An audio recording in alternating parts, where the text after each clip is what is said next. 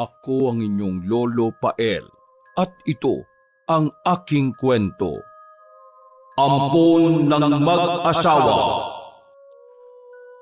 Habang nagkakape at pinagmamasdang papalapit ang matipunong binata, ay tila ba nanumbalik sa alaala ng mag-asawang Manggudo at Aling Nadia ang kahapon. Parang kailan lang, Nadia. Piruin mo yun? Pareho na tayong 60. Di ko akalaing magiging ganito kakulay ang buhok natin.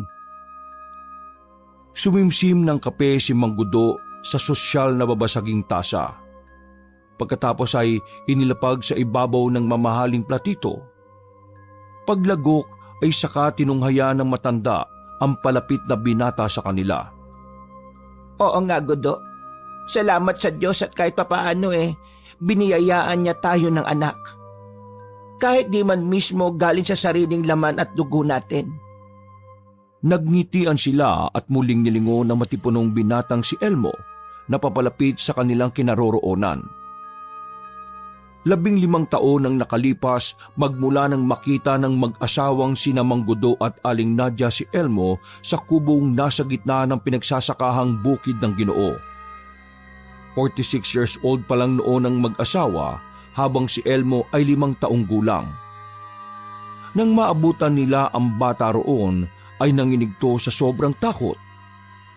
Halata rin ang panghihina nito dala ng pinaghalong gutom at pagod. Gutay-gutay ang damit na halatang matagal nang hindi napapalitan. Naalala ko tuloy ang iyak ni Elmo nung makita natin siya.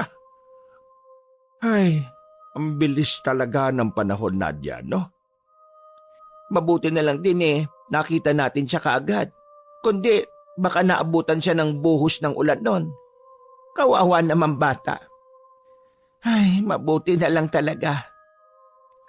Isa sa mga pinakamatinding pagsubok na dumating sa buhay ng mag-asawa, lalo ay nang sinabi ng doktor na hindi po pwedeng magdalang tao si Aling Nadia dahil malalagay sa alanganin ang buhay niya. Meron kasing kakaibang kondisyon ng babae na may kinalaman sa pagbubuntis. Magkagayunman ay nanatili ang pagmamahal nila sa isa't isa.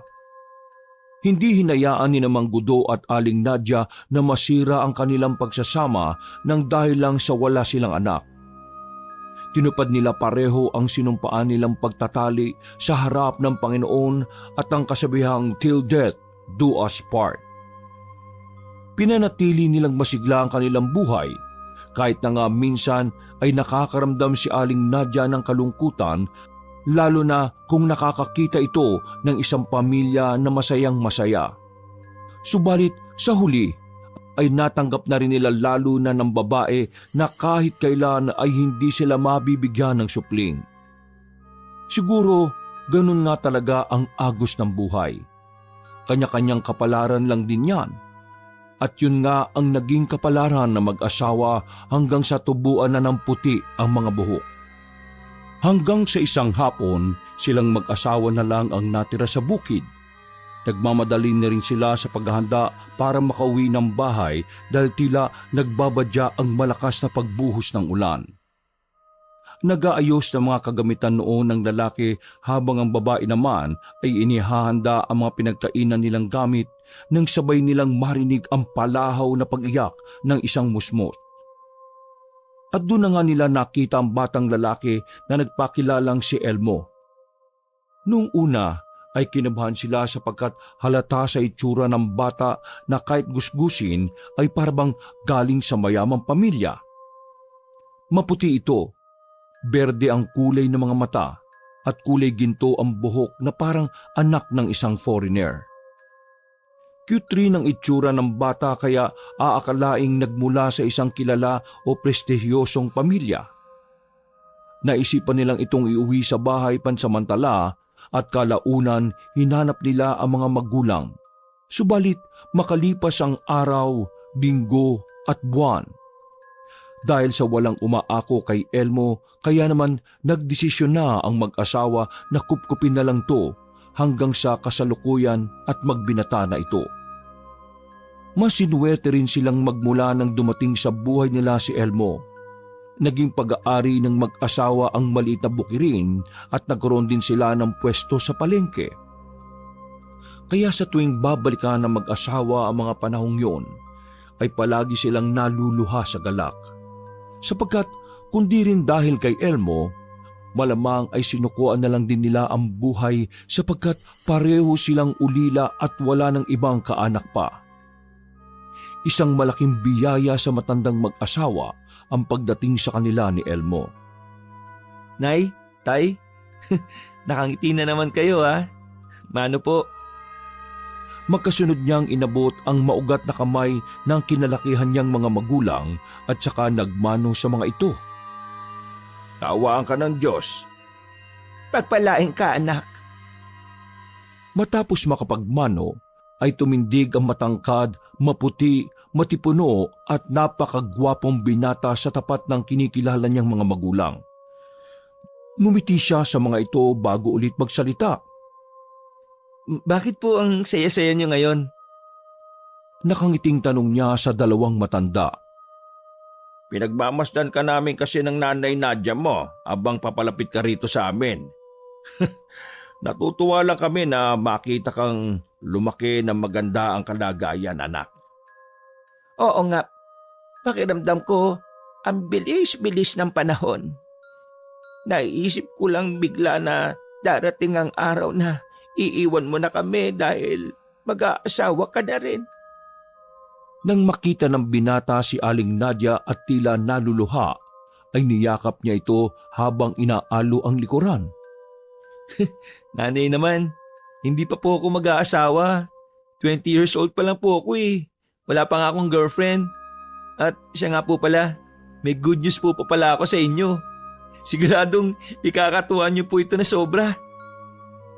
Saka siya kumula sa pagkakayakap sa matandang babae bago magpatuloy sa pagsasalita. Kinabahan ako dito, Nay, Tay. Pero sure na ako. Kaya sasabihin ko na sa inyo na kasama ako makakagraduate ngayong taon. Kitang-kita ang tuwa sa mukha ng mag-asawa matapos marinig ang sinabi ni Elmo at dahil din tuloy doon ay tuluyan ng napaiyak sa tuwa si Aling Nadia. Diyos ko, salamat sa Diyos. Dininig niya ang panalangin namin ng tatay mo. Magandang balita yan, anak. Dapat mag-celebrate tayo kahit papano. Tumayo si Mang Gudo mula sa pagkakaupo. Marangal na niyakap nito ng mahigpit si Elmo. Tuwang-tuwa ito sa magandang balitang natanggap nila sa binata. Tama ang tatay Gudo mo. Magluluto ako ng masarap ngayon para sa hapunan natin. Tumayo ang ginang at hinarap ang kanyang asawa habang nagpupunas ng luha. Gudo, gumayak ka at samahan mo ako sa pwesto natin sa palengke. Mamimili na rin ako ng ilang ipagluluto. Naku, Nay, Tay, huwag na po kayong kumilos pa, no? Ako na lang po ang pupunta. Sabihin niyo na lang po kung ano yung mga bibilin at kukunin ko rin sa tindahan. Huwag na po kayo mag-alala. Sigurado ka, anak. Kagagaling mo lang ng eskwelahan, baka pagod ka pa at kailangan mo magpahinga. Oo nga, kami na lang ng tatay mo ang pupunta para makapagpahinga ka. Kesa naman makikilos kayo di mas lalo po kayong mahirapan. Matatanda na po kayo. Makakasama pa po sa inyo kapag nagagalaw kayo At ayos lang, wala naman akong ginagawa sa school, puro upo nga lang kami ron habang naghihintay. Gagamitin ko na lang din po yung motor para mabilis na makapunta sa palengke. Hindi na tumanggi ang mag-asawa dahil sa suwesyong yun ng binata. Nagbihis lang saglit si Elmo at pagkatapos matanggap ang papel ng mga bilihin niya sa palengke, wala na siyang sinayang na oras. Umalis na rin siya kaagad. Makalipas ang ilang minuto, pagdating sa palengke ay ipinuwesto muna niya ang motor sa free parking area at naglakad papunta sa tindahan nila ng gulayan. Naabutan niya ang tauhan ni Aling Nadia na si Virgie, edad 30. Magandang hapon po, Ate Virgie. Pasuyo naman po nito. Magluluto kasi si nanay Pabalikan ko na lang po. Bibili lang po ako saglit ng karne. Matapos niyang iabot ang listahan ay naglakad na siya papalayo papunta sa loob ng wet and dry market. Dumiretso siya sa suki ni Aling Nadia at dahil kilala na rin siya sa palengke dahil sa kanyang inainahan kaya nabigyan ng discount si Elmo sa pagbili niya ng karne ng manok. Pagbalik niya sa gulayan ay eksaktong katatapos lang din ni Ate Virgie na isinupot ang mga kailangang gulay. Salamat po, Ate Virgie. Sabi nga pala ni Nanay, maaga na lang kayo magsara tapos dumaan po kayo sa bahay para mabigay ang mga benta sa kanya. Hindi kasi siya makakababa ng palengke dahil magluluto siya eh. Doon na rin po kayo sa amin kumain. Welcome na welcome po kayo sa tahanan po namin. O paano po? Sige po. Nakangiting sumang-ayon ng babae kaya nagpaalam na sa kanya ang gwapong binata. Pagdating niya sa free parking area ay ikinawit niya kaagad ang mga pinamili sa gitna ng motor. Pagkatapos ay saka niya kinapkap sa bulsa ang susi. Habang abala sa kanyang ginagawa ay hindi namalayan ni Elmo na meron na palang lumapit na isang lalaki mula sa kanyang likuran. Naramdaman niya ang presensya nito kaya napalingon siya kaagad. Ganun na lang ang gulat niya matapos tong makita na siyang dahilan na rin kung bakit nahulog ang susing kakukuha niya lang sa bulsa.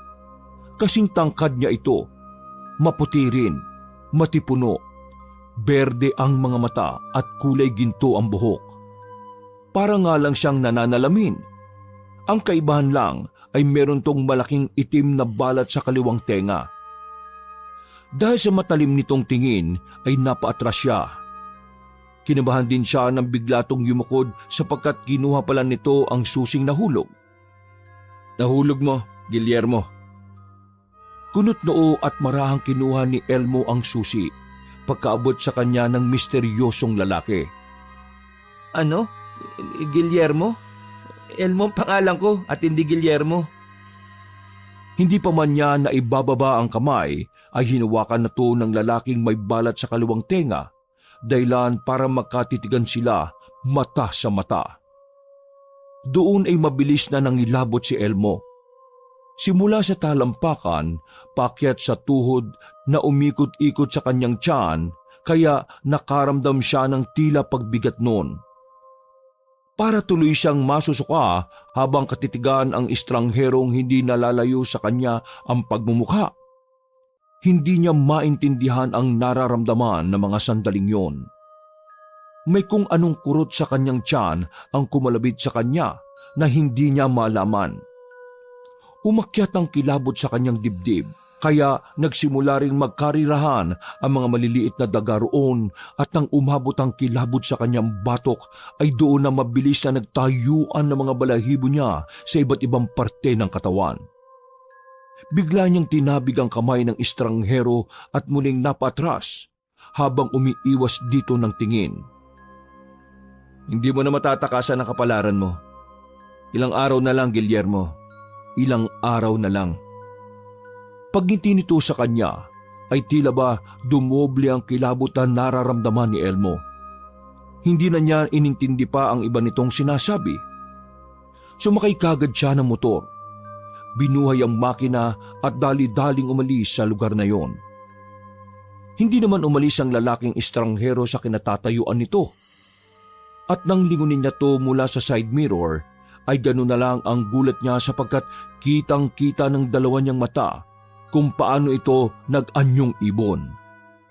Bigla siyang napahinto sapagkat kamuntikan pa siyang masemplang sa pagkabigla. Kinusot-kusot niya ang kanyang mga mata habang nakatitig sa nasabing lugar kung saan naroroon kanina ang lalaki. Nang tanawin niya rin mula sa nagdidilim na kalangitan ng ibon ay hindi na niya na to natanaw pa. Naglaho ito na parang bula. Umuwi na lang ang binata at hindi na sinabi sa mga nakalakihang magulang ang tungkol sa kakatuwang nangyari kanina. Habang naghihintay na maluto ang hapunan, ay naupo muna si Elmo sa tapat ng bahay. Pinaiikot niya lang ang kutsarita sa tasang may lamang kape na lumamig na dahil hindi niya rin naman naiinom. Nakatuon ang tingin niya sa malayo kung saan wala namang ibang nakikita kundi ang buwan na unti-unting umaangat Naglalaro pa rin kasi sa isipan niya ang tungkol sa lalaking estranghero na merong itim na balat sa kaliwang tenga. Bakit ko siya kamukha? Saka ano yung sinasabi niya? Hindi ko maintindihan. Bakit tinawag niya akong Guillermo? Sino nga ba talaga ako? Muling nanumbalik sa kanya ang mga sinabi nito kanina lang sa free parking area sa palengke. Ilang araw na lang, Guillermo. Ilang araw na lang. Napakamot siya ng ulo habang patuloy sa pag-iisip ng malalim. Hindi ako si Guillermo. Elmo. Tama, Elmo lang ang pangalan ko. Anak, napakaseryoso mo naman dyan. Dahil sa gulat ay kamuntikan pang matapo ng kapeng hinahalo ng gwapong binata. Mabuti na lang ay naalalayan niya kaagad to habang napapatingin sa kanyang ama-amahan. Bumalansin na rin siya sa pagkakaupo na kanina'y niraraking chair niya. Nililibang niya ang sarili sa mga isipin. Okupado ng kanyang utak ang mga kakatwang pangyayari kanina. Nakakagulat ka naman, Tay. Pabigla-bigla kang sumusulpot. Napakamot ulo na naman siya, saka kinuha ang tasa ng tangkang iinumin, kaya lang ay napigilan din ng magsalita ang Ginoo. Malamig na yung kape mo, anak. Kanina ko pa nakikita na hinahalo-halo mo lang at hindi iniinom eh. Mukhang malalim ang iniisip mo. Gusto mo bang ipagtimpla uli kita ng bago? Pagpipresenta ni Mang Gudo sa kanya. Hinigop naman ni Elmo ang kaping malamig na nga ng kapain ang tasa. Nako, hindi na po, Tay. Salamat na lang po. Pagtsatsagaan ko na lang po ito. Sayang kasi. Dinire-diretso niyang ininom ang malamig na kape hanggang sa maubos ito. Nagugutom ka na ba? Kaunting hintay na lang dahil maluluto na ang pagkain. Siguradong magugustuhan mo yon. Sinamyo ni Elmo ang paligid. May papikit-pikit pa siya at nakangiting inaamoy yon. Dito pa lang naamoy ko na, Tay eh. Sinigang na baboy. Amoy pa lang nakakatakam na. Si nanay pa ba? Nakangiting umupo ang Ginoo sa tabi ng binata bago to magwika ulit. Bakit nga ba parang ang lalim ng iniisip mo? May nangyari ba sa palengke? Nag-aalala namang sumagot si Elmo. Dinaan na lang niya sa pagbibiro upang hindi ungkatin ang nangyari kanina, na nakadaupang palad niya ang kanyang kamukha. Si Tatay Gudo talaga. Kabisado niyo talaga kilos ko no? Wala naman pong nangyari. Sa boses mo pa lang halatang merong nangyari eh. Hindi kaagad nakasagot ang gwapong binata sapagkat hindi niya kasi alam kung paano ikukwento ang nangyari kanina. Hindi nga rin siya sigurado kung dapat niya bang ikwento ito. Ayaw niya rin mag-alala ang mga kinalakihang magulang kapag nalaman yun. Dahil tuloy doon ay naalala na naman niya ang sinabi ng estrangherong kahawig niya. Ilang araw na lang, Guillermo. Ilang araw na lang. Problema ba yan tungkol sa pag-ibig, anak? May nililigawan ka na ba sa paaralan ninyo? Magkwento ka nga sa akin. At mataman naman akong makikinig kahit mahaba pa yan. Kitang-kita ang pamumula na magkabilang pisngi ni Elmo matapos yung sabihin ng kanyang ama-amahan. Naku, Tay, hindi po. Maniwala po kayo. Wala pa talaga akong nililigawan sa school. Hindi ko po priority kahit na marami talaga nagpaparamdam sa akin doon. Uunahin ko po muna ang pag-aaral ko, lalo na kayo. Napangiti na lang ang Ginoo at tinapik-tapik ang binata sa balikat. 5 araw na lang, kaarawan mo na, anak. Ano bang gusto mo para sa kaarawan mo? Kahit ano pa yan, ibibigay namin sa iyo ng nanay mo. Naku, Tay, simple lang naman talaga ang gusto ko pero kahit naman sabihin ko yun, palagi pa rin kayong naghahanda ni nanay para sa akin. Gusto kasi naming maging memorable palagi ang kaarawan mo. Alam mo naman na yun ang araw kung kailan ka namin nakita ng nanay Nadia mo. Kaya hayaan mo kami anak. Hindi namin ibibigay sa iyo ang salitang sapat lang. Ibibigay namin sa iyo hanggat makakaya namin ang pinakamaganda. Pumuslit muli ang malaking ngiti sa mga labi ng binata. Opo, Tay. Sige po, kayo na pong bahala kung ano mangyayari sa birthday ko. Basta ako, masaya na ako na kasama ko kayo palagi ni Nanay. At makita ko lang na malakas kayo. Kontento na po ako dun. Eksaktong pagkasabi noon ng binata ay lumabas na si Aling Nadia at sumingit sa usapan ng dalawang lalaki. Hay, kayong dalawa dyan. Luto na ang pagkain ha. Tara na sa loob para makapaghapunan na. Tara na kayo. Sabay-sabay na tayong tatlo. Sabay na tumayo ang dalawa sa upuan at eksakto rin na dumating naman ang tinderang si Virgie kaya inaya na rin to ni Aling Nadia sa loob ng bahay. Nabusog ang lahat sa hapunang hinain ng ginang at pagkatapos magligpit ng mga pinagkainan ay dumiretso ang gwapong binata sa kanyang silid para makapagpahinga. Nag-request din kasi ang kanyang tatay Gudo na ito ang maghuhugas ng mga pinggan. Hindi na umalma pa si Elmo sapagkat alam niyang hindi magpapapigil ang Ginoo. Pagpasok sa kwarto, pagkahiga sa kama, ay nanumbalik na naman sa isip ni Elmo ang tungkol sa nangyari kanina sa free parking area sa palengke. Sa totoo lang din ay hindi pa talaga nawawala ang pangamba at pagkalito na nararamdaman niya patungkol sa bagay na yon. Pinilit niya na lang na kinakalma ang sarili sapagkat ayaw niyang makahalata ang mga kinalakihang magulang na may gumugulo sa kanyang isipan. Habang nagpapahinga, ay paulit-ulit na namang nagriritmo sa utak niya ang sinabi ng lalaking estrangherong kahawig niya. Hindi mawala-wala sa isipan niya ang sinabi nito, kaya napatanong na naman siya sa sarili. Guillermo? Sino si Guillermo? Bakit ko siya kamukhang kamuka? Sino bang taong yun? At bakit siya biglang naging ibon?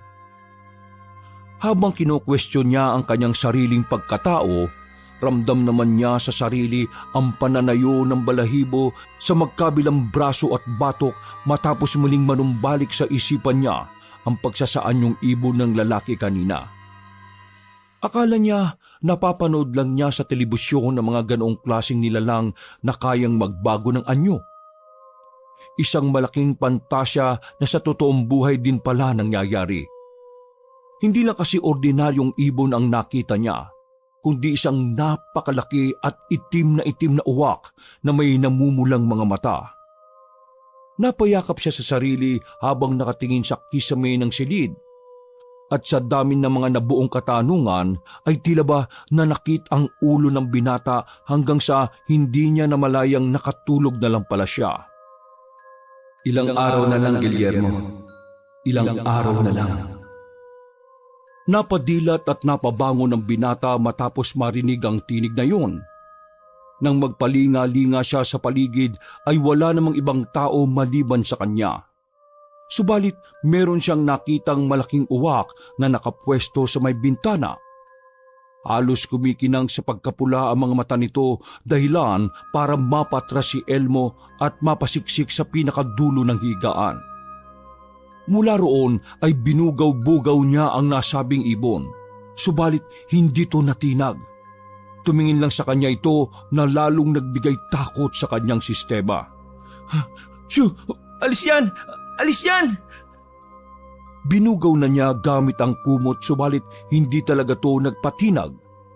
Binato na din niya ito ng malaking unan pero hindi gumagalaw ang itim na nilalang.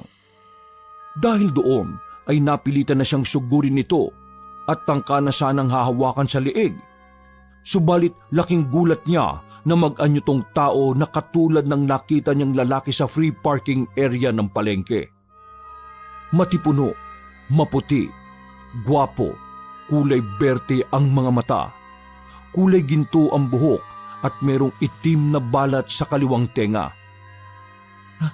Anong ginagawa mo rito? Hindi kagad tumugon ng estrangherong lalaki. Ngumiti lang to ng makabuluhan kaya mas lalong nangilabot si Elmo. Ano bang kailangan mo sa akin? Sino ka ba talaga? Ha? Bakit magkawig tayo? At bakit tawag mo sa akin Guillermo? Ngumiti lang ulit ang nasabing estranghero at marahang lumapit kaya naman lalong nahintatakutan si Elmo. Wag mo akong lapitan. Lumayo ka please lang. Ano bang kailangan mo? Tay! Tay, tulong! Malapit na, Guillermo. Malapit na. Mag-iingat ka.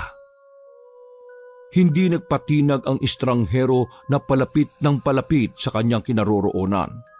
Kaya nagsumigaw na sa takot ang binata. Lalo na at unti-unting nagpalit ng anyo ang kaninang napakagwapong lalaki na kamukha niya. Ang ginto nitong buhok ay biglang nangitim at humaba na umabot sa sahig. Lumaki ang mga mata nitong biglang naging kulay pula.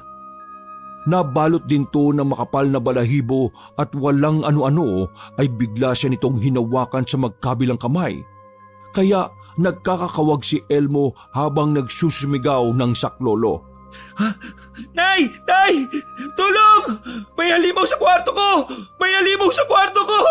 Bitiwan mo ako! Ano ba? Umalingaw-ngaw sa buong silid ang nakakakilabot na halakhak ng estranghero bilang naging isang halimaw.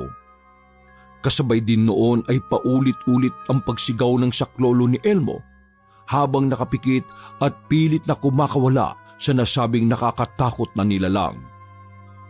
Tila nagising na lang siya sa isang bangungot matapos marinig ang tinig ni Mang Gudo at Aling Nadia. Anak! Elmo! Gising! Uy! Nananaginip ka yata! Binabangungot ka! Elmo! Nandito na kami! Huwag ka nang matakot! Kagad niyakap ng ginang ang binata na umiiyak na dahil sa takot. Nanginginig siya at patuloy na tumatangis dahil sa taromang inabot mula sa masamang panaginip. Tahan na, Elmo. Tahan na. Nananaginip ka lang. Iho, hindi mangyayari yon. Hinagod-hagod ni Aling Nadia ang likuran ng takot na binata hanggang sa kumalmato ng tuluyan. Ano bang nangyari, anak? Ano bang napanaginipan mo? At bakit parang takot na takot ka? Tama na. Andito lang kami ng nanay mo. Tahan na. Wala yon. Hindi yun totoo. Nang pumanatag na si Elmo ay pinunasan niya ang muka at ng katawang naliligo sa sariling pawis bago magsalita. May nakita po kong malaking uwak niyan sa bintana. Pulang-pula yung mga mata eh. Nakakatakot. Tapos, pagkahawi ko, biglang nagpalit ng anyo. Naging tao po eh. Hintakotang pahayag ni Elmo. Hindi pa rin maawat ang pangangatog niya. Anong itsura niya, anak? Kamukha ko eh. Pero may itim na balat sa kaliwang tenga. Nagkatinginan ng mag-asawa bago muling bumaling sa nahihintakotang binata na nagpatuloy sa pagsasalita. Habang lumalapit siya sa akin, unti-unting nag-iiba yung itsura niya po. Humaba yung buhok niya tapos nangitim. Namumula rin ang mga mata niya habang tinutubuan ng makakapal na balahibo. Sumigaw na po ako ng tulong sa sobrang takot kasi bigla niya akong hinawakan sa mga braso ko eh. Ayaw po niya akong bitawan. Gusto niya po talaga akong kunin. Natigilan silang lahat sapagkat pagbaling nila sa braso ng binata ay ganun na lang ang gulat nila dahil may bakas ng itim na kamay ang braso ni Elmo. Parehong nanlaki ang mga mata ng dalawang matanda. Nay, tay, di po yata panaginip yun. Mahabaging Diyos! Gudo, anong nangyayari? Sus Mariosep! Sabay na napa-sign of the cross ang mag-asawa at pagkatapos noon ay kaagad lumapit si Mang Gudo sa bintana at madalian tong isinara. Nilapitan naman ng ginang ang nahintatakotang si Elmo at saka ito niyakap habang nakatingin sa kanyang asawa. Ramdam na ramdam ang presensya ng takot na pumagitna sa kanilang lahat dahil sa bakas ng itim na kamay ng kung sinong hindi pangkaraniwang nilalang. Gudo, anong gagawin natin? Ano tong nangyayari? May kukuha daw sa anak natin? Hindi rin alam ng Ginoo ang gagawin at sasabihin, subalit hindi siya nagpakita ng matinding takot para sa kanyang asawa at anak-anakan. Doon ka muna matulog ngayon sa kwarto namin, Elmo. Babantayan ka namin buong magdamag. Walang makakakuha sa iyo. Kahit ano pang mangyari, anak. Hindi kami makakapayag na mawala ka sa amin. Hinding-hindi! Ganun na nga ang ginawa nilang lahat. Lumipat sila ng silid.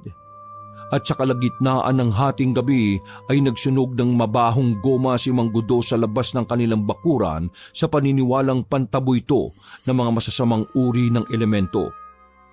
Nagdurog na rin siya ng tuyong palaspas at isinaboy sa labas ng kanilang malaking bahay.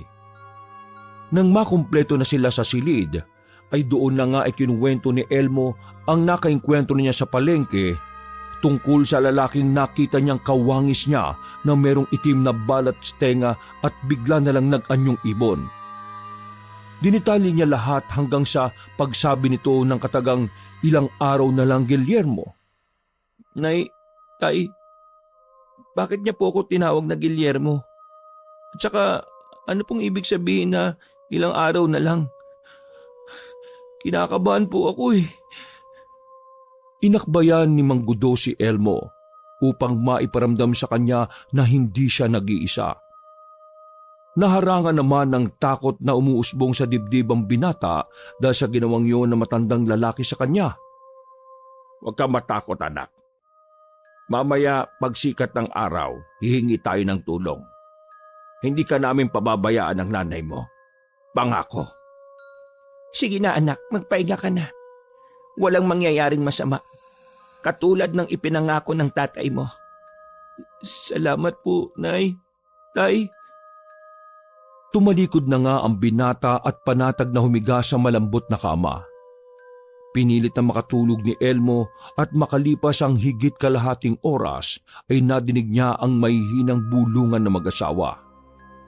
Tahimik siyang nakikinig sa usapan at di nagpahalatang gising na para hindi maantala ang pag-uusap. Gudo, ano nang gagawin natin? Nag-aalala ako para kay Elmo. Nangyayari na naman. Itinapat ni Mang Gudo ang hintuturo sa labi nito. Sinaway nito ang asawa. Shh! Huwag mong lakasan ang boses mo. Baka marinig ka ni Elmo. Sinabi ko naman sa iyo noon pa, dapat lumapit na tayo sa mga magagaling na albularyo. Narinig mo naman ang sinabi ng anak mo kanina. Paano kung ilang araw mula ngayon, kunin na nga siya ng mga nilalang na yon? Natatakot akong mawala sa atin ang anak natin. Hindi ko kakayanin, Gudo. Kahit gaano man karami ang kayamanan natin dito sa mansyon. Pero si Elmo, siya ang kayamanan natin. Nang pasimpleng sinipat ni Elmo ang mag-asawa, ay nakita niya kung paanong yakapin ni Mang Gudo si Aling Nadia para pakalmahin. Nagulat din siya sa mga nalamang yon, sapagkat sa tagal ng panahon ay wala namang nababanggit tungkol dito ang kinalakihan niyang mga magulang. Huwag kang matakot, Nadia. Walang mangyayaring masama sa anak natin. Tibayan mo lang ang loob mo. Poprotektahan natin si Elmo sa abot ng ating makakaya. Hindi nila makukuha si Elmo. Narinig mo naman, tinawag siyang Guillermo. Malamang kilala siya ng kung sino mang nilalang na yon. Yung malaking uwak na dati nang umaali-aligid kay Elmo. Balak na nilang bawiin ang anak natin. Diyos ko po, hindi ko talaga kakayanin kapag nangyari yun. Minarkahan ni Mang Gudo ng halik si Aling Nadia sa sintido habang maigpit na niyakap ang asawa. Pangako, hindi mangyayari yon. Mamayang umaga pagsikat ng araw, pupunta tayo kay Mang Teban. Siya lang ang makakatulong sa atin. Salubong ang kilay ni Elmo pagkarinig sa pangalan na yon. para kasing pamilyar sa kanya ang nasabing pangalan. Mang Teban, parang narinig ko na yung pangalang yun ah. Teka, saan ko nga ba siya nakita? Nagpatuloy siya sa lihim na pakikinig sa usapan ng mag-asawa. At nang tumahimik na nga ang silid ay nagpasya na rin siyang matulog. Naririnig na rin niya kasi ang pagtilaok ng mga manok. Ebidensya na malapit nang sumilay ang liwanag. Makalipas ang ilang oras ay barahang napamulagat ang mata ni Elmo dahil sa sinag ng araw mula sa bintana. Dahan-dahan siyang bumangon habang nag-iinat ng katawan at pagtingin niya sa kabilang papag kung saan natutulog ang kinikilalang mga magulang ay wala na mga ito roon. Ang aga naman yata nila. Tumayo siya at lumabas ng silid, kaya nalanghap niya kagad ang nilulutong tuyo mula sa kusina, dahilan para magtungo siya roon. Doon ay naabutan niya si Aling Nadia na eksaktong katatapos lang magluto. Magandang umaga anak.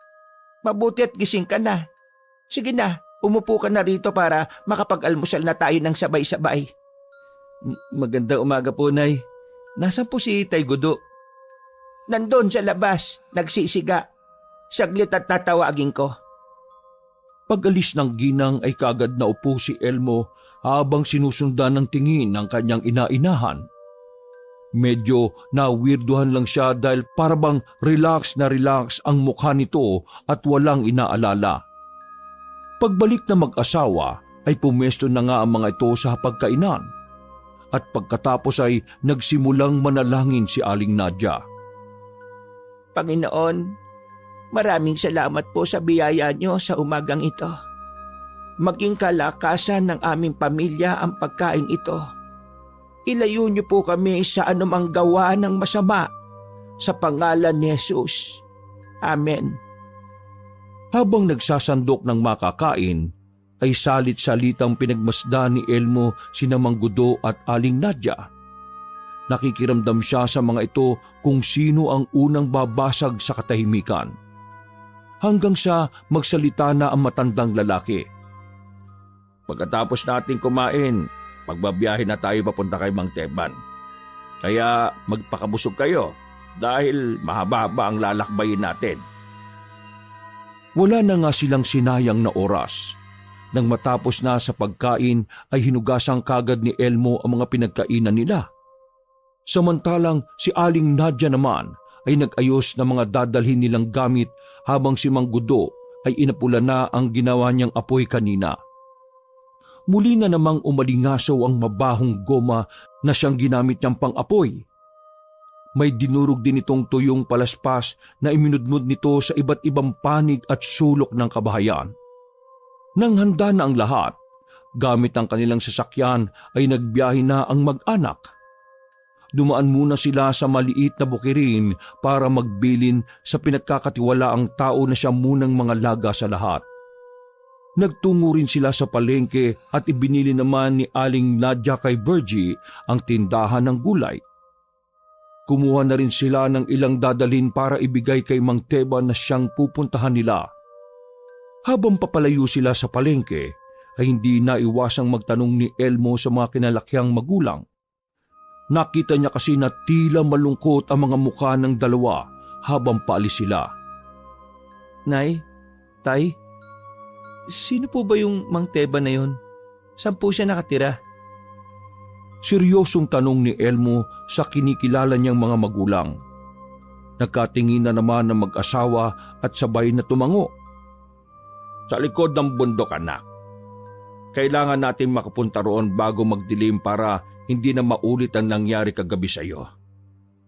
Bago ang kaarawan mo, magiging ayos din ang lahat, anak. At makakapagdaos tayo ng masaya. Kaya magtiwala ka lang sa amin. Hinawakan ni Aling Nadia ng maigpit ang kamay ni Elmo. Opo, Nay, Tay.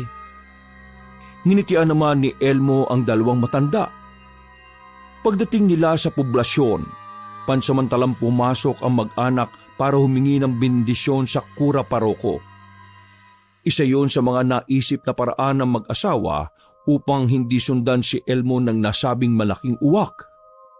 Naging maayos naman ang pagbibindisyon. Medyo kinabahan lang ng kaunti ang gwapong binata dahil hindi siya sanay sa mga ganoong pangyayari. Biglaan din dala ang matinding pangamba ng mag-asawa na baka mawalay siya sa mga ito. Napasok naman siya ng simbahan kaya lang ay nawiwirduhan lang siya sapagkat para siyang binibinyagan ulit. At habang kausap ni Mang Gudo ang kura paroko, ay nagpaalam muna si Elmo sa ina-inahan na magbabanyo.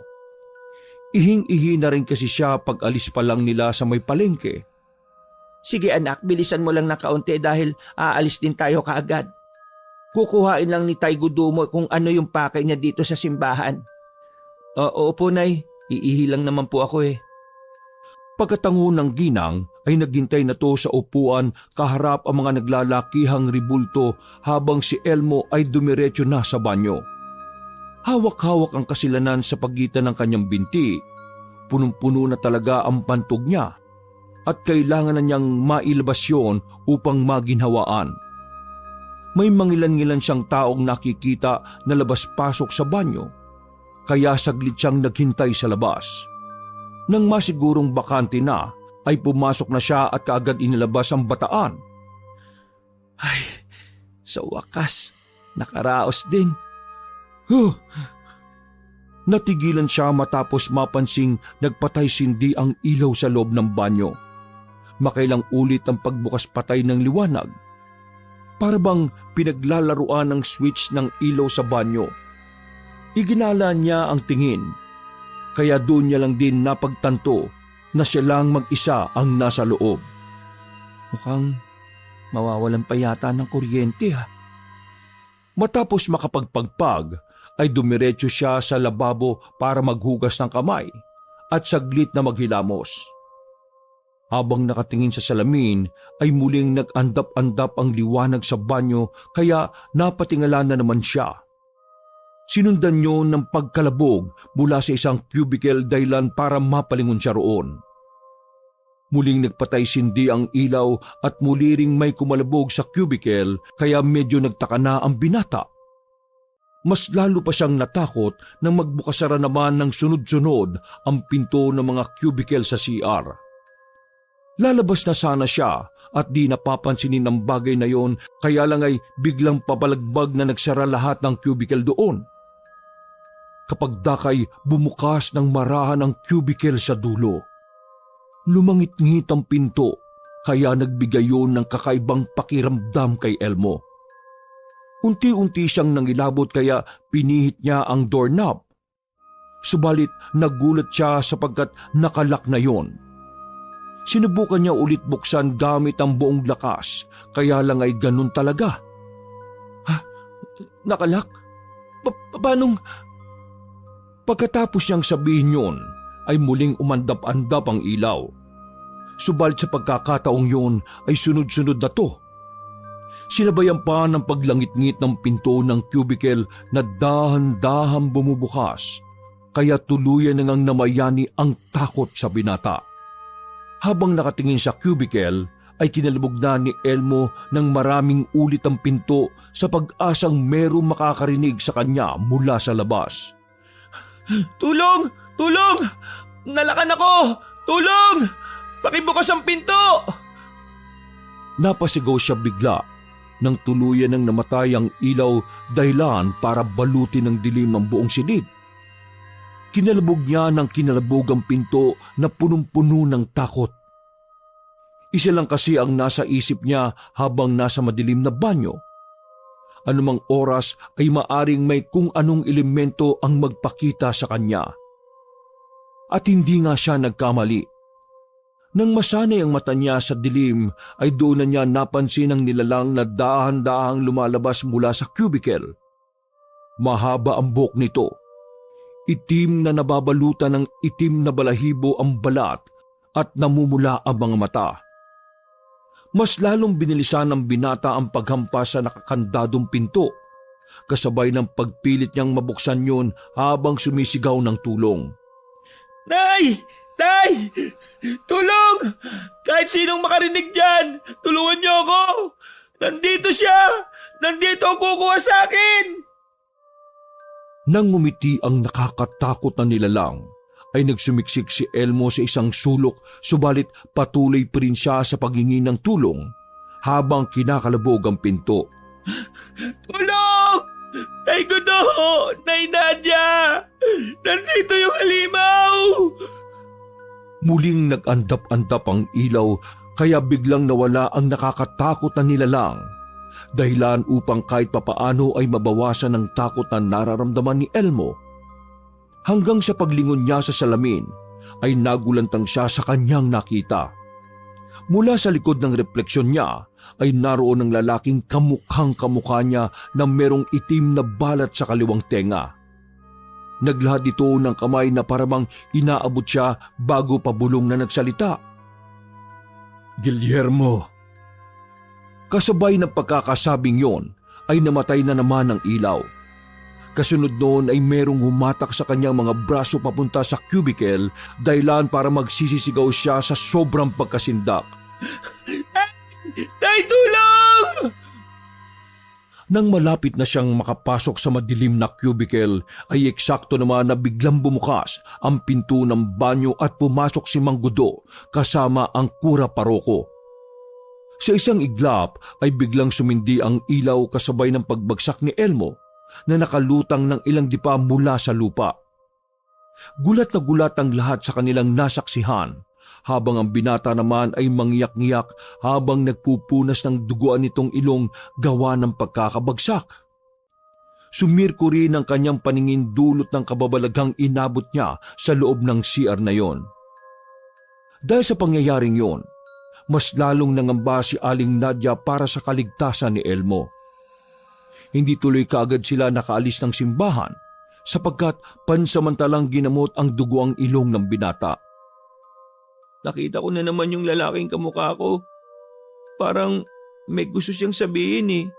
Tapos, yung halimaw.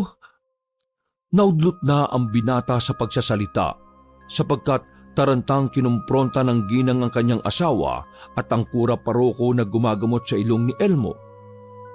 Bakit ganon? Nabindisyonan naman ang anak ko.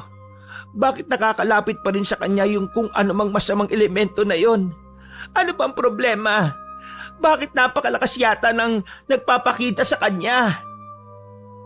Hindi na mapakali si Aling Nadia para sa kapakanan ng anak. Relax ka lang, Nadia.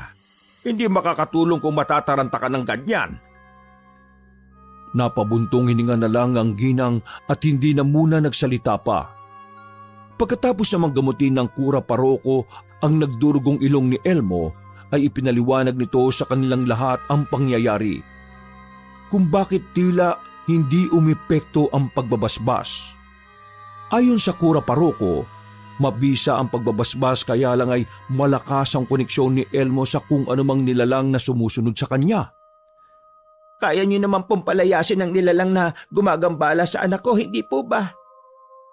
Nadia, ano ba? Sobra na yung sinasabi mo. Binabastos mo na ang kura paroko.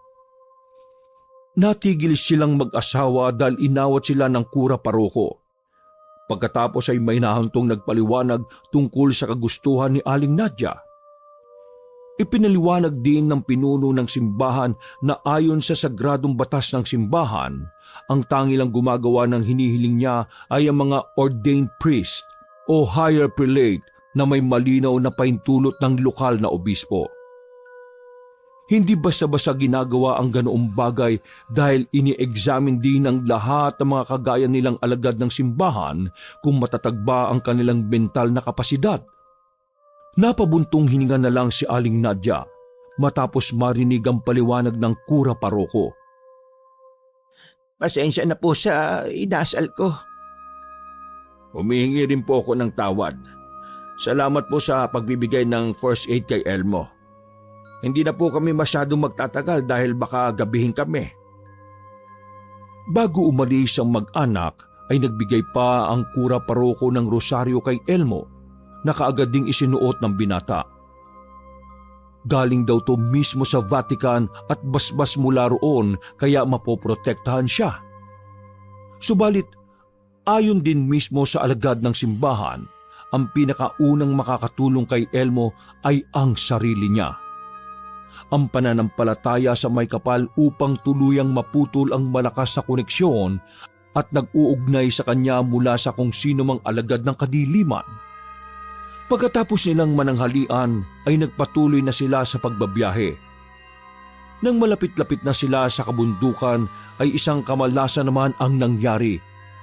Bigla na lang kasing bumigay ang gulong ng tricycle kaya napilitan si Mang Gudo na idaan sila sa pinakamalapit na talyer na sa kabutihang palad naman ay nahanap din nila kaagad. Pasado 3:00 ng hapon. Habang inaayos ang na-flat na gulong, ay pansamantalang nagpahinga sina Aling Nadia at Elmo sa kubong nasa tapat ng talyer. Si Mang Gudo naman ay nakaantabay sa pag-aayos na ginagawa ng mekaniko. Nahalata ng binata na balisa pa rin ang ginang, kaya kinausap niya to ng masinsinan. Nay, huwag po kayong mag-alala. Ngumiti siya rito kasunod ng maigpit na pagyakap sa mga braso nito. Huwag po kayong matakot dahil katulad ng pangako niyo sa akin na hindi niyo ako pababayaan, hinding-hindi ko rin po kayo iiwan ni tatay. Salamat anak. Alam mo bang dahil sa mga sinabi mong yan, gumaan ang pakiramdam ko. Kagabi pa, simula nang malaman ko mga nangyayari sa iyo hindi na ako mapakali. Ang unang pumasok agad sa isipan ko, baka bawiin ka sa amin. Mawawasak ang puso ko kapag nangyari yon. May ideya po ba kayo, Nay? Kung ano ang tunay kong pagkatao o kung sino ang mga totoo kong mga magulang? Pasensya na po pero hindi ko sinasadyang mapakinggan kaninang madaling araw yung usapan niyo ni Tay Gudo Napabuntong hininga ang ginang bago magpatuloy sa pagkukwento. Ewan ko kung natatandaan mo pa, pero malamang hindi na. Kasi nung nakita ka namin ni Gudo doon sa kubo, tinanong ko ang pangalan at edad mo at nagpakilala ka bilang Guillermo na 5 taong gulang. Sabi mo, nagkahiwalay kayo ng kapatid at tatay mo, kaya inilapit ka namin noon sa mga kinauukulan. Hanggang sa wala na nga naghahanap sa iyo. Kaya nag-request kami ng tatay Gudo mo na ampunin ka. Sa awa ng Diyos, pinakinggan ng korte, kaya pinalitan namin ang pangalan at apelyido mo bilang Elmo Agbatin. Kung ganun po, ako po talaga si Guillermo. Pagtango ng ginang ay sakato nagpatuloy sa pagsasalaysay. Hindi naman namin intensyon na itago sa iyo yon. Sadyang nakalimutan mo na lang din yata dahil sa tagal ng panahon. Pagkatapos nun, 2 taon ang nakalipas. 7 taong gulang ka. Doon nagsimula ang paglitaw ng malaking uwak na yon. Nung unang akala namin ng tatay mo, may bago lang silang pugad malapit doon sa tirahan natin. Pero napansin namin na palaging nagtatambay sa bintana ng kwarto mo yung uwak. Kaya naisip ko noon na ilapit ka kay Mang Teban. Natigilan ng ginang sapagkat biglang kumaway si Mang Gudo at nagsabing malapit nang matapos ang gulong. Napaisip naman si Elmo matapos marinig ang pangalang Mang Teban. Pakiramdam niya kasi ay narinig na niya ang pangalang yon. Eto na nga. Naisip kong ilapit ka sa magaling na albularyo dahil baka may umaali-aligid sa iyong mga hindi pangkaraniwan. Kung titingnan kasi sa pisikal na katangian mo, mabilis kang maka-attract ng kung ano-anong bagay. Pero dahil nagmatigas si Gudo, ipinabasbas na lang namin ikaw, pati ang bahay. Pagkatapos noon, hindi na nagpakita pa ang itim na uwak. Sa tagal ng panahon, kahapon na lang ulit Napag-isip ng husto si Elmo dahil sa mga nalamang yon. Hindi po kaya yung nakikita ko yung kapatid ko? Pero bakit parang gusto niya akong saktan? Saka marami akong di maintindihan eh. Bakit niya sinasabing malapit na? Pati papaanong nagiging uwak siya? Nay, hindi po ba ako normal na tao? Napatitig si Aling Nadia kay Elmo na kitang-kita sa mga matang kulay berde ang matinding takot patungkol sa totoo niyang pagkatao. Pasensya ka na anak, pero hindi ko rin alam ang sagot. Ang alam ko lang sa sarili ko, kahit anong klaseng nilalang ka pa, ikaw pa rin ang anak kong si Elmo. Hinding-hindi kita iiwan anak. Kung gusto ka man nilang bawiin sa amin ang tatay mo, ipaglalaban ka namin ng buong buhay namin. Tila naantig naman ang puso ng binata dahil sa kanyang narinig. Kaya nayakap niya ng mahigpit ang ginang habang tahimik silang napapaluha. Naudlot lang ang kanilang sentimiento nang marinig ang makina ng tricycle na handang-handa na sa pag-alis. Nadia, Elmo, halina kayo rito. Kailangan na natin magmadali. Mag-aalas 3:30 na ng hapon, oh. Pagkatanggal nila sa pagkakayakap, ay magkasunuran silang naglakad papunta sa tricycle. Subalit saglit na natigilan si Elmo dahil mula sa hindi kalayuan ay naaninag niya ang malaking uwak na lumapag sa gilid ng talyer. At ilang saglit pa ay nakita na niya ang kahawig niyang lalaki na merong itim na balat sa kaliwang tenga. Nangamba kagad siya pagkakita rito. Kaya umiwas siya ng tingin at ng madali, subalit ganun na lang ang kanyang pagtataka dahil parabang naririnig niya ang sinasabi nito mula sa malayo. Pakiwari niya ay nag-uusap ang kanilang mga isip. Malapit na, Guillermo. Mapapahama kayo. Paglingon niya sa kinaroroonan ng nasabing nilalang, ay nakita pa niyang umilinto na parang nagbababala. Anak, may problema ba? Tara na! Opo tay, sige po. Nang muling sulyapan ng binata ang kinalalagyan ng kausap niya sa isip kanina, ay naglaho na to na parang bulak. Habang nagpapatuloy ang biyahe ay hindi maiwasang maglaro sa isipan niya ang patungkol sa huling sinabi ng kamukha niyang lalaki na hinihinalang kapatid. Malapit na, Guillermo. Mapapahama kayo. Anong ibig niyang sabihin doon? Anong mapapahama kami? Napakamot siya sa ulo na halatang nai-stress na sa mga kaganapan. Hindi niya lang masyadong ipinahahalata sapagkat ayaw niyang mas lalong mag-alala ang mga kinalakihan niyang magulang. Nagpatuloy ang pagmumuni-muni niya simula sa umpisa ng mga pangyayari. May parte kasi ng pakiramdam niya na sa tuwing makikita ang kamukhang lalaki ay parabang hindi mabigat sa pakiramdam. Kahit pa natatakot siya rito. Ang ipinagtataka niya lang ay sa tuwing nag-iiba na to ng anyo at nagiging isang nakakatakot na halimaw. Napatanong tuloy siya bigla sa isipan. Hindi kaya magkaibang nilalang sila? Pagkatapos ng ilang saglit niyang pakikipag-usap sa sarili, ay hindi niya rin namalayang nakaidlip na naman pala siya. Nagising na lang si Elmo dahil sa pagtigil ng sinasakyan nilang tricycle na sinundan ng pagsasalita ng kanyang ama-amahan. Nandito na tayo. Paglabas niya ng tricycle ay lumibot kagad ng tingin si Elmo at nanliit ang mga mata niya sapagkat may parte ng isip niya na nagsasabing pamilyar ang lugar na yon. Para bang nakita o napuntahan niya to, lalo na nang makita ang napakalaking puno ng balete na halos daan-daan na ang ugat na baging.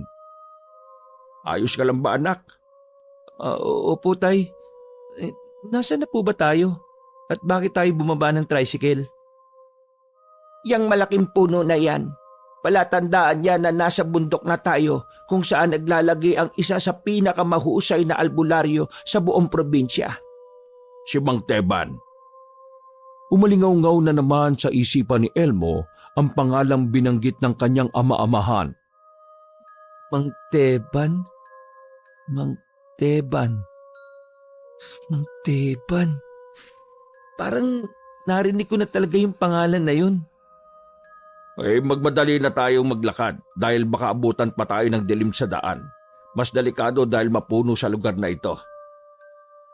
Bago sumunod kay Mang Gudo, ay sabay na napalibot ng tingin sina Elmo at Aling Nadia sa maganda at mapunong kabundukan.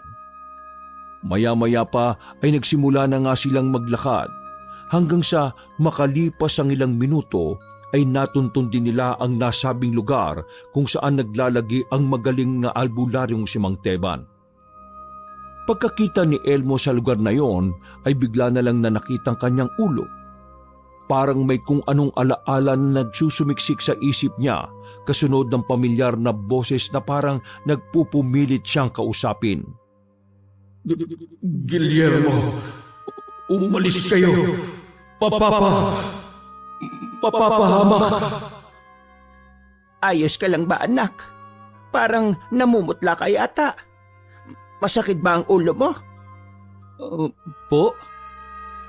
Sakalang napagtanto ng binata na nakahawak pala ang dalawa niyang kamay sa ulo kaya nagtanong si Aling Nadia kung masakit ang kanyang ulo. Ayos lang po, Nay. Nagpatuloy sila sa paglalakad hanggang sa makita ang may kalakihan at medyo nilulumot ng bahay. Pagkakita roon ni Elmo ay nanakit na naman ang kanyang ulo. Para rin kasing nakita na niya ang nasabing bahay kaya iginala pa niya ang paningin para makasiguro. Parang nakarating na talaga ako sa lugar na to. Natigilan siya sa pagbulong sapagkat biglang huminto ang kanyang ama-amahan na siyang nangunguna sa kanila. Pagliko niya ng tingin ay nakita niya nga ang isang matandang Ginoo na nasa harapan ni Mang Gudo. Matangkad na kulubot na ang mga balat at mukha. Puti ang buhok at bulag ang kanang mata. Anak, siya si Mang Teban, yung magaling na albularyong tinutukoy namin. Nang makita ni Elmo ang itsura ng nasabing magaling na albularyo, ay hindi kaginhawaan ang naramdaman niya, kundi takot. Kasabay noon ay ang mas pagtindi ng pagsakit ng kanyang ulo na parang may pilit na nakikipag-usap sa kanya sa pamamagitan ng isip. Napapikit siya at napahawak sa sentido habang pinakikinggan ang nais na makipag-usap sa kanya. Guillermo, alis na. Huwag kayong tutuloy. Sino ka ba? Ako to, ang kapatid mo, si Guerrero. Makinig ka sa akin, Guillermo. Umalis na kayo. Umalis na kayo dyan. Palapitan niyang matupad ang plano niya. Mapapahamak ka. Mapapahamak kayong lahat. Matapos marinig ang mga yon ay hindi na nakayanan pa ni Elmo ang matinding sakit ng kanyang ulo. Bigla na lang siyang humandusay sa sahig dahilan para mag-alala ng husto sina Mang Gudo at Aling Nadia. Naririnig niya ang mga boses na mag-asawa kaya lang ay para siyang nalulunod hanggang sa tuluyan ng magdilim ang kanyang paningin. Kasabay ng mga alaalang sunod-sunod na nagsulputan sa kanyang isip. Doon niya nakita ang pinagmula ng lahat kung paano siya napunta sa pangangalaga ng mag-asawang Gudo at Nadia. Parang lumipad ang kaluluwa niya pabalik sa panahon kung saan naganap ang masamang pangyayari sa kanyang pamilya na kagagawan lahat ng kaharap nilang magaling na albularyo. Dahil sa pagnanais itong maging mahusay na albularyo, kaya naging ganito sa kapangyarihan na mismong anak niyang si Mercy na ina ni Elmo ay ipinagsiping niya sa isang engkanto para makuha ang kapangyarihan. Bilang kasunduan, si Guerrero ay isinama ng engkanto sa kanilang kaharian, habang si Guillermo o Elmo ay nanatili sa bisig ng kanyang ina. Subalit sa takdang panahon ay aalay din to para tuluyang makuha ni Mang Teban ang inaasam-asam niyang kapangyarihan. Ito pala ang dahilan kung bakit itinakas ni Mercy ang batang Guillermo. Kaya lang ay hindi na niya nailayo ng gusto dahil namatay na siya sa pakikipagsagupa sa maligno. Halos maluha si Elmo pagkakita sa mga yun sa kanyang alaala. Gustuhin niya mang pigilan ng mga nangyayari. Gusto niya mang pigilan ng mga nangyari, kaya lang ay nakalipas na ito. At tanging sa alaala na lang niya ito tumatakbo. Pagkadilat at pagbangon niya, ay tila habol hininga si Elmo dahil sa mga alaalang di niya sukat akalain. Pawis na pawis siya at halata sa muka ang pamumutla, dala ng matinding takot. Anak, ayos ka lang ba? Anak, Elmo, magpakatatag ka. Nandito na tayo kay Mang Teban. Siguradong tutulungan ka niya kung ano man ang nangyayari sa iyo. Nag-aalalang hinawakan ng Ginoo ang magkabilang balikat ni Elmo para ipanatag ang kalooban nito. Kaya lang nang makita ng binatang may kulay gintong buhok ang sinasabing magaling na albularyo, ay mas lalo lang tong nahintakutan. Anak, halika at tumayo ka. Tutulungan kita. Nadia, madali ka. Alalayan mo ang anak natin para dalhin sa loob. Habang inaalalayan ng tila nanghihinang si Elmo, ay napatingin si Mang Gudo kay Mang Teban na nakangiti lang sa kanila. Mang Teban, parang awa mo na. Tulungan mo ang anak namin. Dapat noon pa namin siya inilapit sa iyo eh. Ayaw siyang tigilan ng kung anong masamang elemento. Gusto siyang saktan o kunin sa amin. Parang awa mo na po. Tulungan mo na ang anak namin ni Nadia. Mang Teban, kinikilala namin ang kagalingan mo. Sigurado kaming maliit na bagay lang sa iyo to.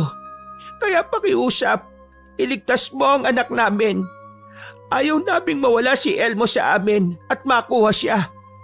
Ibibigay po namin ang lahat ng mga pinaghirapan naming ari-arian. Tama po ang asawa ko.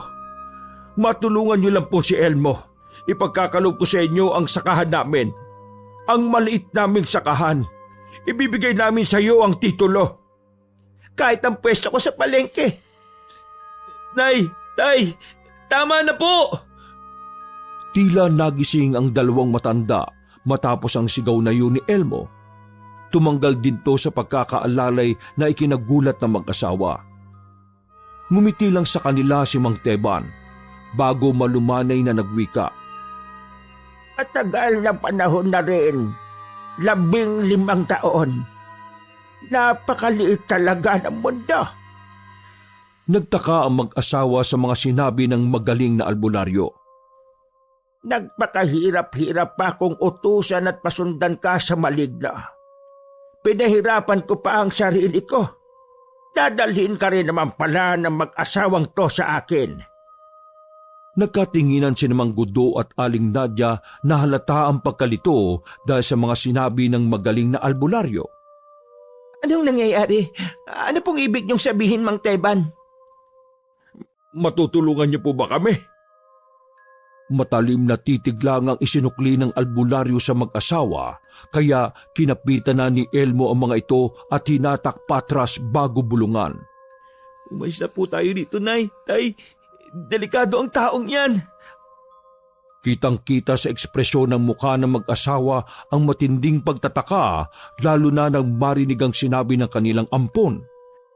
Anong sinasabi mo, anak? Tutulungan tayo ni Mang Teban. Huwag ka magsalita ng ganyan. Ano bang nangyayari, ha, Elmo? Naudlot ang kanilang pag-uusap nang biglang tumawa ng mahina ang magaling na albularyo. Dahil doon, ay napabaling ang atensyon nilang lahat dito. Elmo, hindi ka na palang ayon si Guillermo. Kilala niyo po ang anak namin?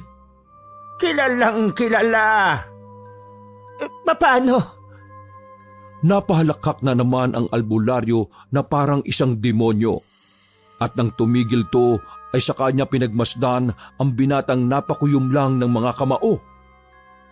Bakit hindi natin tanungin si Guillermo mismo? Elmo na nga pala ang pangalan mo. Tinatanong ka ng mga kinalakihan mong magulang. Sumagot ka, Elmo! Nakuyom lang ng binata ang kanyang kamao habang takot na nakatingin sa matandang albularyo. Alam niya kasi kung gaano to kasama dahil kanina ay ipinasok lahat ni Guerrero sa isipan niya ang mga bagay na hindi na niya maalala pa. Mamamatay tao ka! Hindi ka totoong albularyo! Masamang tao ka! Pinatay mo ang mga magulang ko! Pagkatapos noon ay sa kanya binalingan ang mag-asawa at hinawakan ng mga ito sa kamay. Nay! Tay! Umalis na po tayo rito! Delikado ang taong yan! Siya ang may pakana kung bakit may gumagambalang maligno sa akin! Hinatak niya ang mga to palayo sa lugar na yon. Subalit humahalakak lang ng humahalakak ang matandang albularyo na parang isang demonyo. Sige, tumakbo kayo kahit hanggang saan nyo gustuhin! Yun na nga ang huling narinig nilang salita bago tuluyang makalayo sa lugar na yon. Pasado 6:00 na ng gabi nang tahakin nila ang daan pababa ng bundok. At habang tinatakbo nila ang daan pabalik sa malaking puno ng balete, ay tila naguguluhan pa rin ang mag-asawa sa mga nangyari. Hindi pa kasi nagsisink in sa mga utak nila ang mga narinig kanina. Ano bang nangyayari, Elmo? Totoo ba mga sinabi mo tungkol kay Mang Teban? Wala na pong oras. Saka ko kukwento sa inyo ang lahat. Pero isa lang po masisiguro ko sa inyo. Hindi totoong mabuti ang taong yan. Corrupted na nakasama ng utak niya. At hindi niya ginagamit sa mabuti ang panggagamot. Bilis, magbadali na po kayo. Kailangan natin makalis sa lugar na ito. Kailangan po natin magpunta sa simbahan. Paano tayo makakalis sa lugar na ito? Paano kung masundan tayo? Hindi pa man natatapos ng ginangang pagsasalita, ay nakarinig na nga sila ng nakakakilabot na tinig mula sa hindi kalayuan. Pagkatapos noon ay biglang umihip ang hangin dahilan upang tila sumayaw ang matatayog na puno na nakapalibot sa kanila. Sinundan pa yon ng paglipad ng iba't ibang uri ng ibon na naglalabas din ng iba't ibang huni. Parang may kinatatakutan ng mga ito, kaya nagpupulasan. Dalihan na po natin! Bilis! Inalalayan niya ang ina dahil halata sa hilatya ng mukha nito ang matinding pagod at habang patuloy sa pagtahak ng madilim na daan ay hindi sila naghiwa-hiwalay. Anak, pasensya na. Kung alam lang namin na ganito ang mangyayari, hindi na sana kami nagpunta ng nanay mo rito at isinaba ka pa namin. Gusto lang namin matulungan ka eh. Alam ko po yun, Tay. Nagpapasalamat po ako sa lahat ng ginagawa niyo na kabutihan sa akin. Pero saka na po natin nalalahanin ng tungkol sa bagay na yan. Kailangan makalayo tayo rito at makarating sa pinakamalapit na simbahan kahit ano pong mangyari. Pagkatango ng Ginoo, ay eksakto na naaninig na nila ang tricycle na nakapark sa tabi ng malaking puno ng balete. Wala nang sinayang na oras ang tatlo. Dali-dali silang tumakbo at hingal na sumakay doon. Nang mabuksan na ni Mang Gudo ang makina at ang ilaw ng tricycle, ay tumambad sa harapan nila ang nakakatakot na nilalang na palaging nagpapakita kay Elmo. Mahaba ang itim na buhok, mabalahibo ang balat at namumula ang mga mata.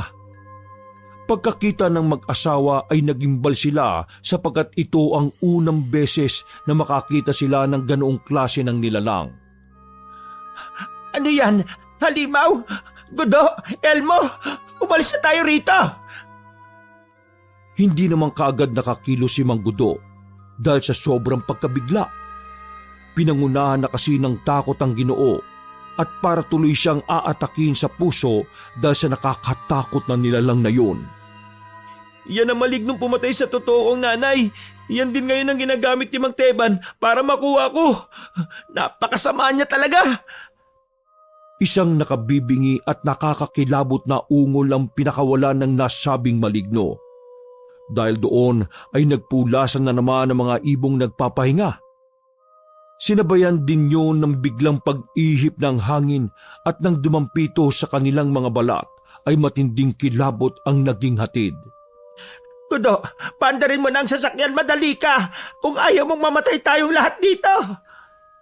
Mabuti na lang dahil sa sigaw na yon ng ginang at pagtapik niya sa hita ng asawa ay biglang bumalik sa ulirat si Mang Gudo.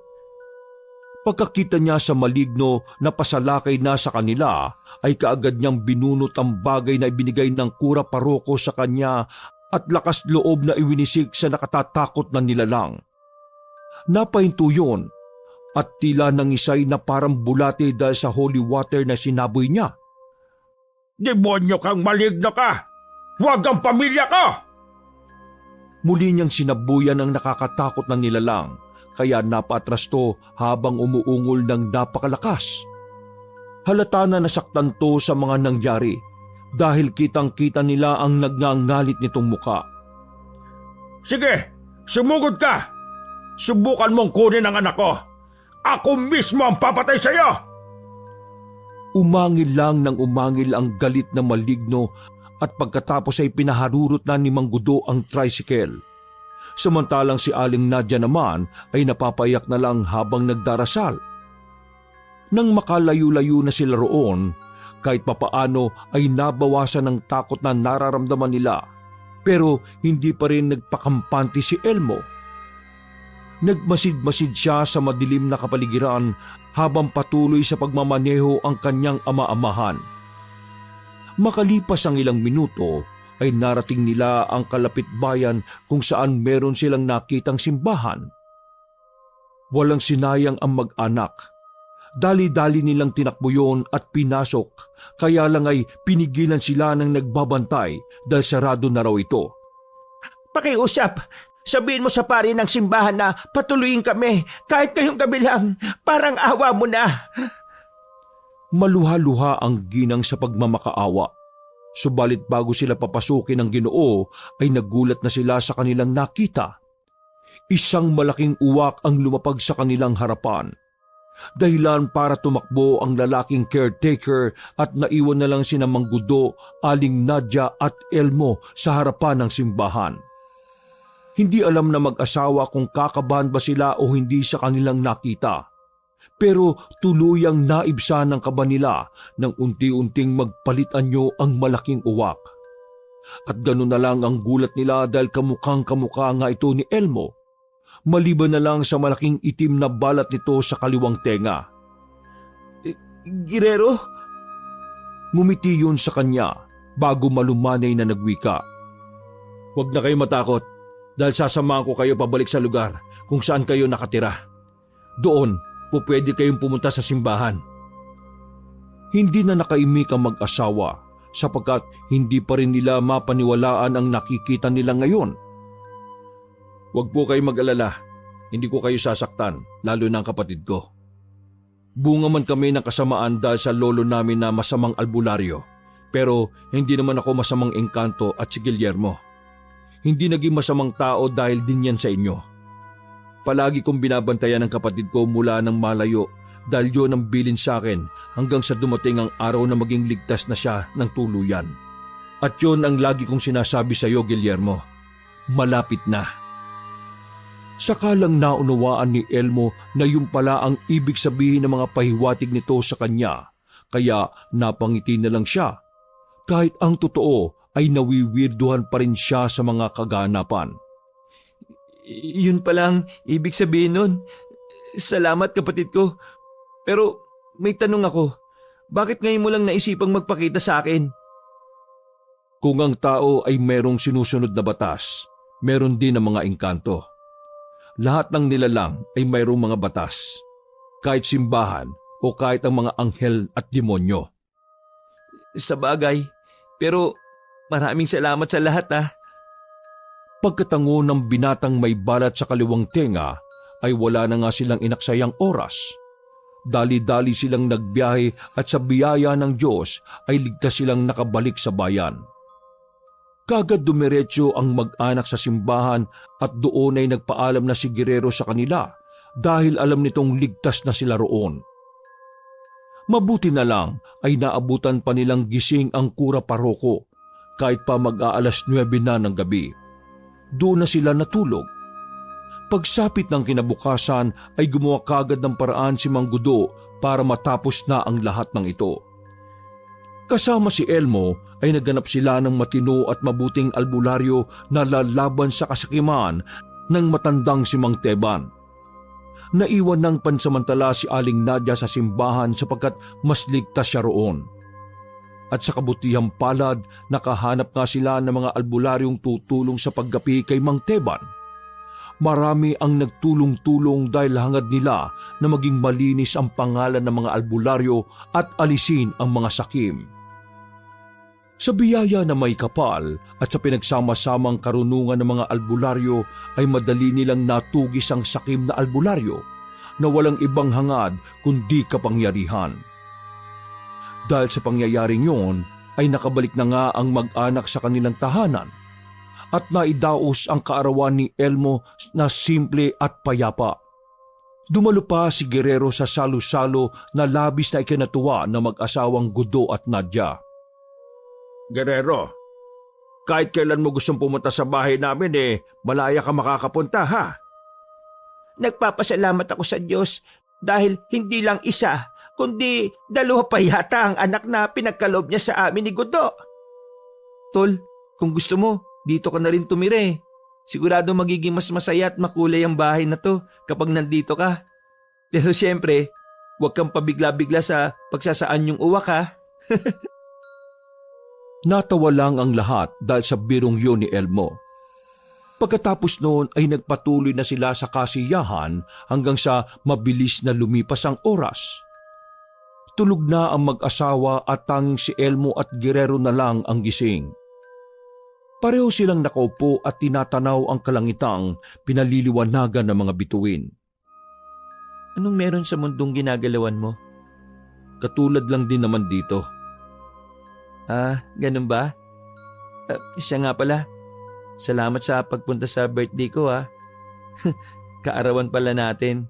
Actually, hindi ko rin sure ang eksaktong birthday natin Ikaw, alam mo ba?